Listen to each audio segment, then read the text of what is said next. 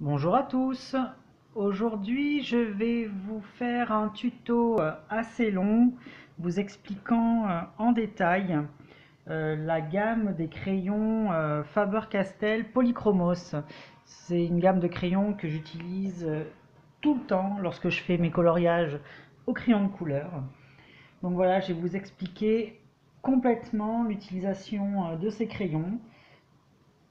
Alors pour cela, euh, la gamme Polychromo des Faber-Castell, c'est une marque renommée allemande, très connue dans le monde des beaux-arts et des arts plastiques.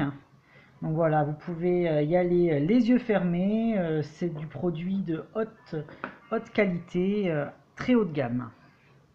Alors la gamme des Polychromo Faber-Castell, elle est composée de 120 couleurs très lumineuses, euh, que vous pouvez trouver soit sous paquet de coffrets métalliques, plus ou moins étoffés. Donc ça va de 12, 24, 36, 48, 60 et 120 couleurs par coffret.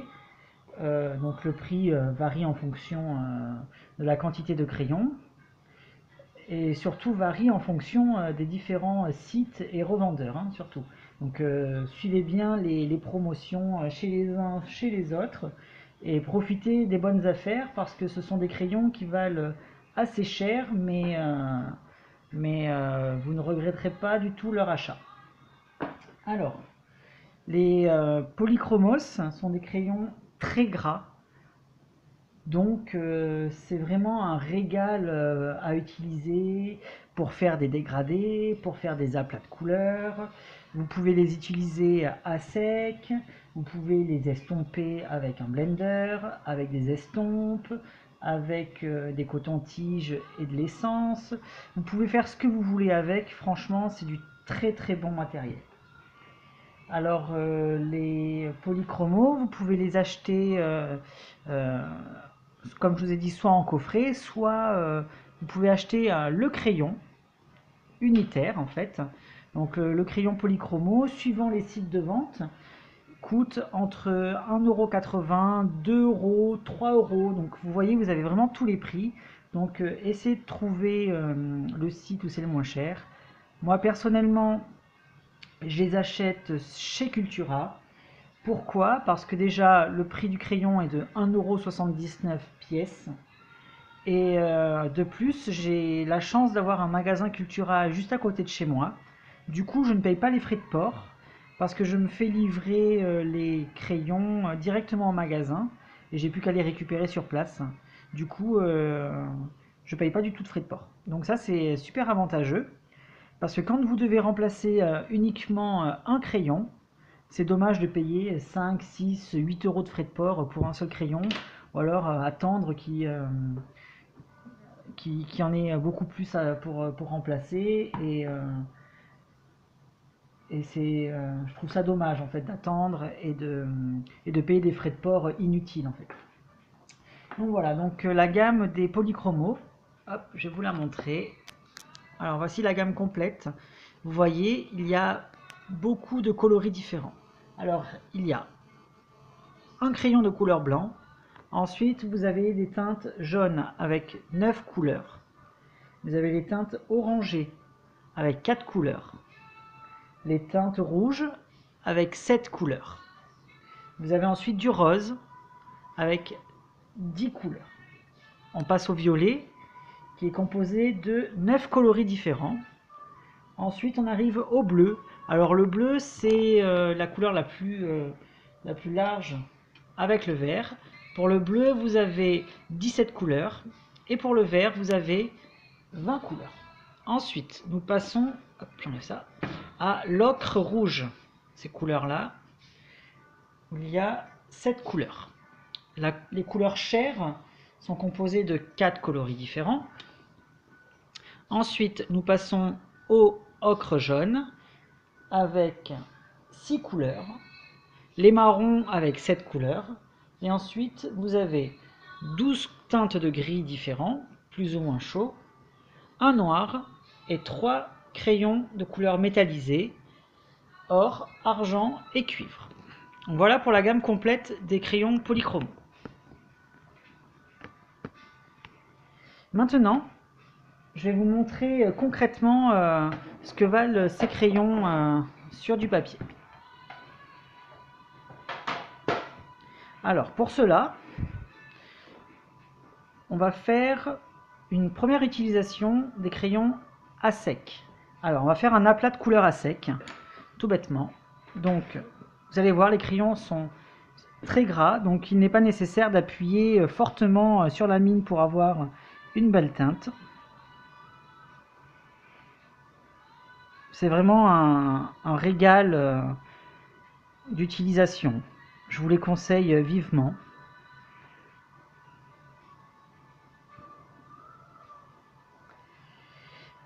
Ce que je vous conseille également, c'est de faire un nuancier réel de couleurs. Parce que souvent, quand on achète des crayons dans les coffrets, sont fournis des nuanciers informatiques. Ils sont très bien, ils vous permettent de ranger correctement vos crayons. Moi personnellement, j'ai respecté l'ordre du nuancier fourni par la marque Faber-Castell, mais j'ai toutefois créé mon propre nuancier de couleurs. Je vais vous le montrer d'ailleurs, parce que vous allez voir qu'en fait, lorsque vous prenez un crayon, la couleur qui se trouve sur le crayon ne reflète pas forcément la couleur réelle que vous allez avoir sur le papier. Si vous avez l'intention d'acheter la gamme complète, ce que je vous conseille, c'est de faire votre nuancier complet dès le départ et de venir compléter petit à petit les différentes cases de votre nuancier. Pourquoi?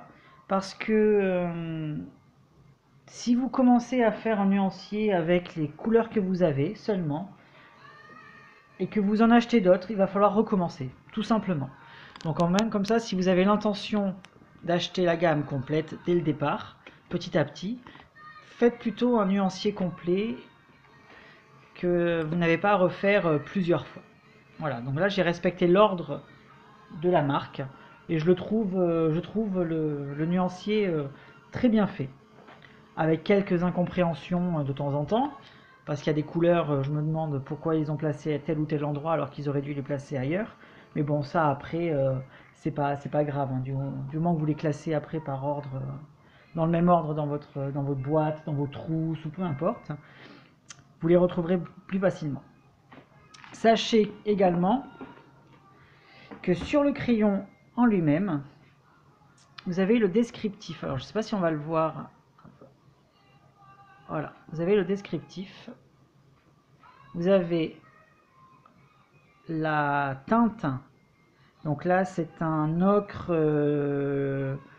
un ocre jaune clair, light yellow chrome, ocre, light yellow ocre. Vous avez le numéro de la couleur également. Alors, on va essayer de zoomer. Donc là, c'est la couleur 183. Bon, c'est marqué là, on voit pas la caméra, mais vous pouvez les retrouver. Voilà, c'est difficile après à retrouver parce que les couleurs ne correspondent pas forcément à la réalité de ce que vous allez avoir sur le papier. Donc c'est pour ça que les classer, c'est quand même plus facile et ça vous fera gagner du temps. Voilà. On va revenir à nos exemples précis. Alors, les aplats de couleurs à sec. Donc tout simplement, essayez de répartir le pigment de manière uniforme pour ne pas avoir de traits de crayon, de traces, parce que c'est pas très joli lorsqu'on fait un coloriage. Ensuite, on va faire un dégradé de couleur à sec. Alors là, la différence tout à l'heure, c'est qu'on va jouer sur l'intensité d'application de la mine. Alors pour commencer, on va faire le côté sombre. Donc là, ce que vous faites, c'est que vous appuyez fortement. Et petit à petit, vous allez assouplir votre geste. Et vous allez obtenir ainsi un joli dégradé sans effort. du fait que la mine de ces crayons soit grasse en fait. Vous n'avez aucun effort à fournir pour obtenir un très joli dégradé de couleur. Vous voyez? Voilà. Vous obtenez un très joli dégradé de couleur à sec, sans effort. Après le papier, il n'y a aucune trace de l'autre côté. Donc pas besoin d'appuyer non plus fortement. Comme je vous l'ai dit, ce sont des crayons qui sont vraiment agréables d'utilisation. Les couleurs sont belles, sont riches en pigments.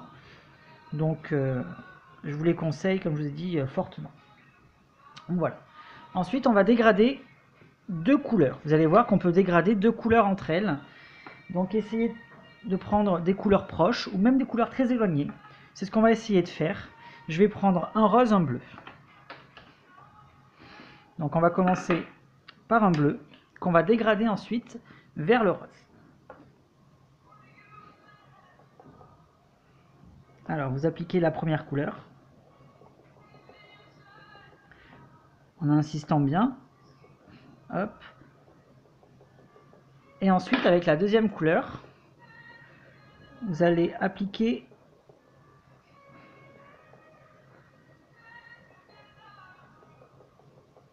et là pareil, vous allez adoucir votre geste pour obtenir ce joli dégradé ici.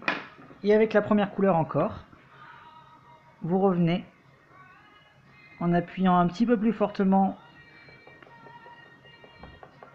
et ensuite vous allez avoir ce joli dégradé progressif, vous voyez, avec les deux couleurs. Alors moi, l'utilisation des polychromos à sec, je le fais très rarement, voire jamais. J'utilise toujours mes crayons estompés.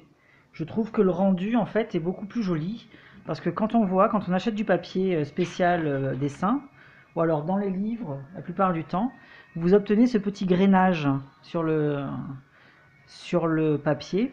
Je trouve pas ça joli.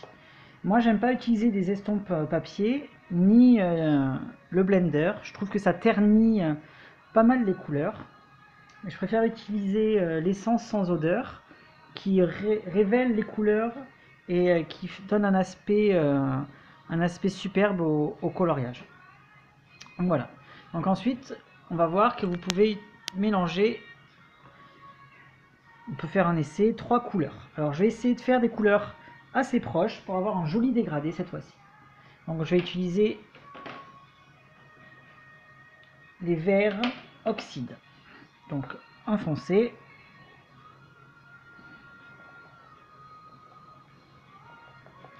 Voilà, vous foncez bien au départ, vous éclaircissez par la suite.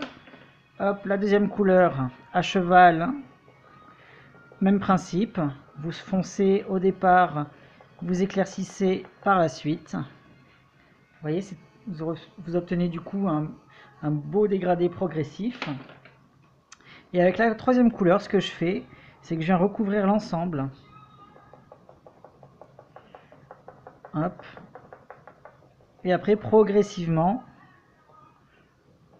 vous voyez, vous avez les trois couleurs qui apparaissent. Le foncé, le moyen, le clair. Et après, pareil, on vient par-dessus l'ensemble. Hop. Et progressivement, vous le verrez, hein, à vue directe, en fait, vous saurez quand arrêter d'appuyer sur votre crayon parce que votre dégradé se révélera, sera beaucoup plus clair réellement que sur la vidéo. Le rendu est beaucoup plus joli réellement. Donc voilà. Donc vous savez faire un aplat à sec, un dégradé de couleur à sec. Vous savez dégrader deux couleurs à sec et faire un dégradé avec une multitude de couleurs à sec. C'est vraiment facile du fait que la mine soit très très grasse sur cette gamme de crayons.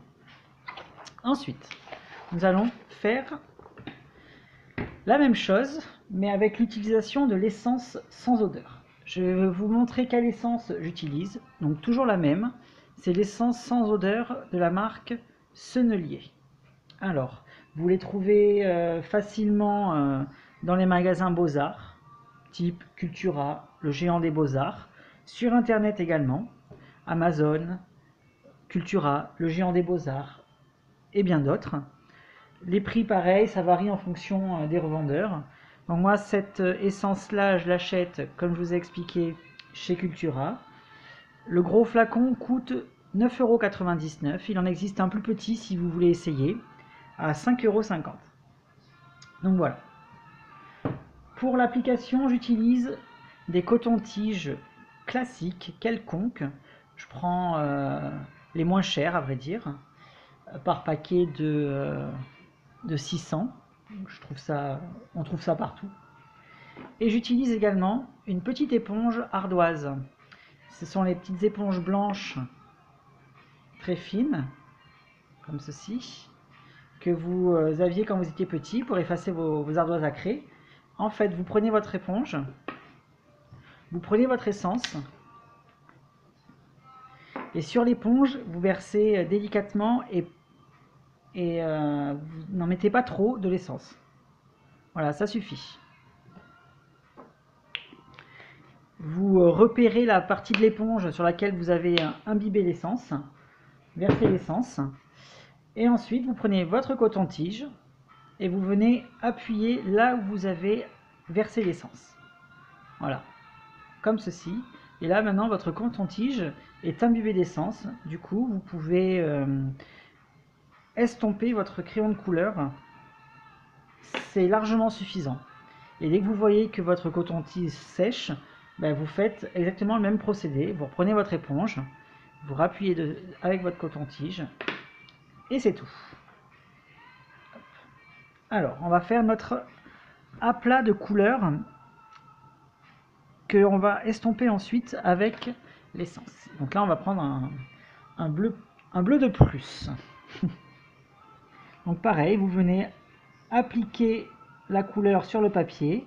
Alors, vu que vous allez l'estomper avec de l'essence, vous allez voir que vous allez avoir un rendu beaucoup plus lumineux qu'un rendu à sec. Donc là, je mets très peu de pigment en fait. J'appuie beaucoup moins que tout à l'heure.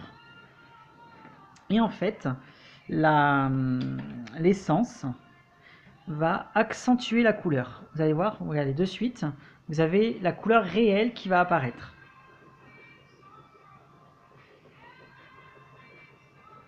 Donc vous voyez hein, que quand vous faites un dessin à sec, il faut appuyer beaucoup plus sur le crayon, sur la mine, pour avoir un joli rendu sans grainage du papier. Donc moi l'utilisation de l'essence, je la pratique tout le temps parce que le rendu des dessins est beaucoup plus net.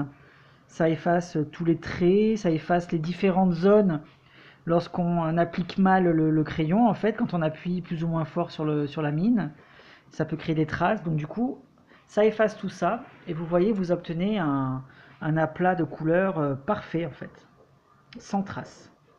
Et surtout uniforme. Voilà. Et ça vous prend pas plus de temps en fait que de colorier avec le crayon à sec. Ensuite, pour le dégradé, même chose que tout à l'heure, on va faire une seule couleur. Alors, je vais prendre du orange, donc du orange médium. Donc là, pareil que tout à l'heure. Mais cette fois-ci, je ne vais pas l'appliquer jusqu'au bout en allégeant mon geste. Parce que si je fais ça, je vais obtenir la même couleur à peu près partout en fait.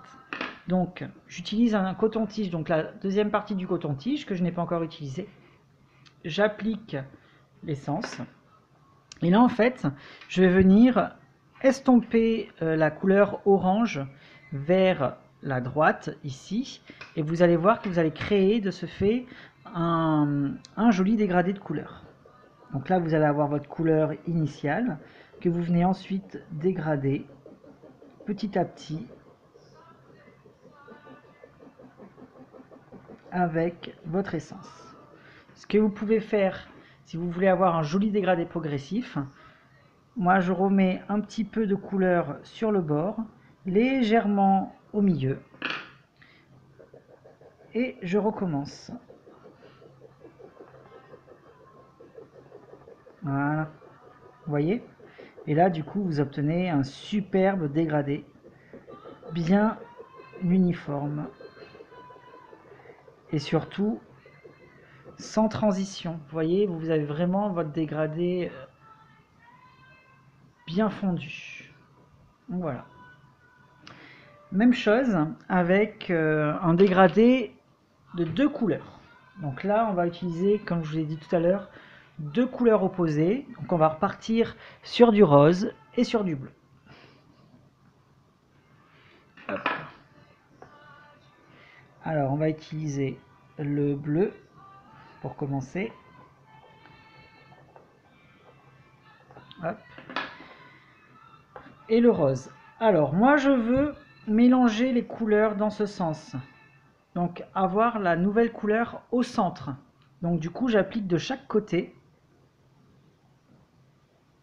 la couleur. Et au milieu vous allez voir qu'on va créer du coup une troisième couleur.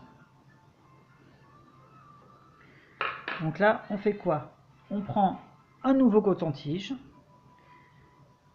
qu'on imbibe d'essence et ensuite on vient mélanger les deux couleurs entre elles. Hop, comme ceci.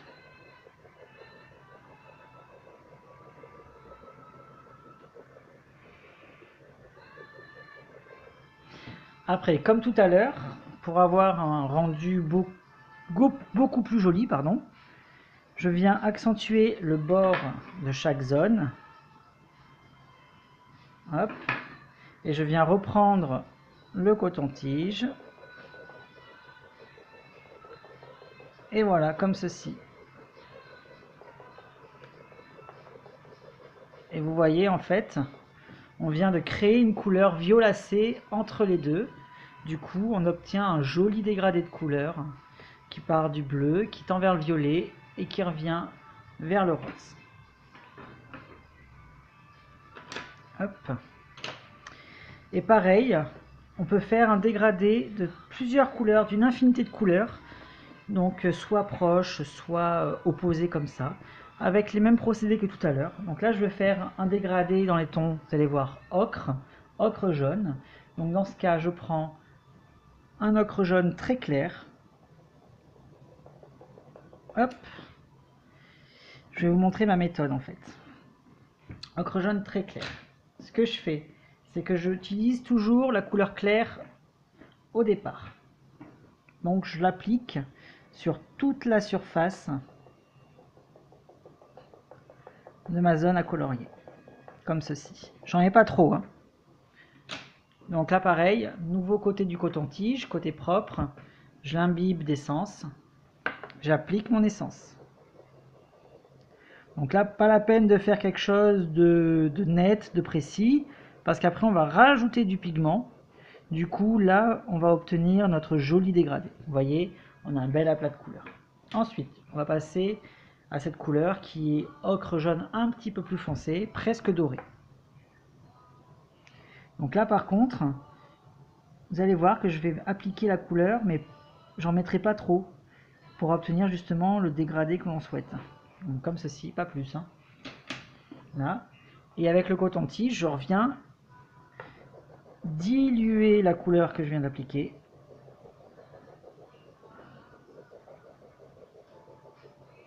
Et vous allez voir que vous allez avoir un rendu final beaucoup plus fondu. Vous voyez déjà les deux couleurs comme elles se fondent entre elles parfaitement. Ensuite, pour accentuer encore plus ce dégradé, je vais partir sur du marron clair, bistre, que j'applique seulement comme ceci au bord de la zone, que je viens avec le même coton-tige estomper, diluer et fondre avec les deux premières couleurs. Et voilà, et là on obtient un dégradé parfait de plusieurs couleurs proches. Vous pouvez faire ça de la même manière que tout à l'heure, Alors quand vous faites un dégradé avec des couleurs opposées, partez toujours de la couleur la plus claire. J'explique. Je vais même vous le montrer. Hop, on va faire un nouveau papier. On va le faire ensemble. Parce que c'est vrai qu'on me l'a souvent demandé. Donc là, je fais mon cercle. Hop. Donc par exemple, je veux fondre 3 couleurs opposées. Donc, on va prendre du rose pâle qu'on va appliquer en base. Donc pas trop, vous voyez, pas plus. C'est juste pour avoir la couleur rose parmi notre dégradé. Donc là, je prends un nouveau coton-tige que j'imbibe d'essence. Hop. Et maintenant, je viens appliquer l'essence sur la couleur.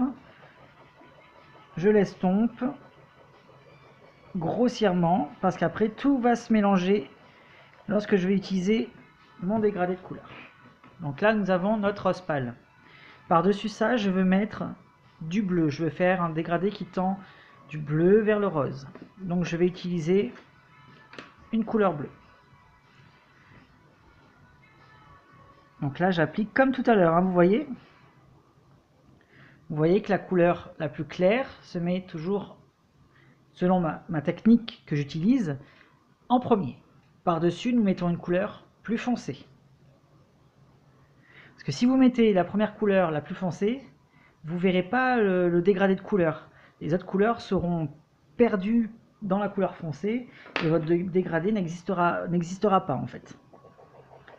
Donc là, hop, vous venez estomper tout ça ensemble, comme ceci.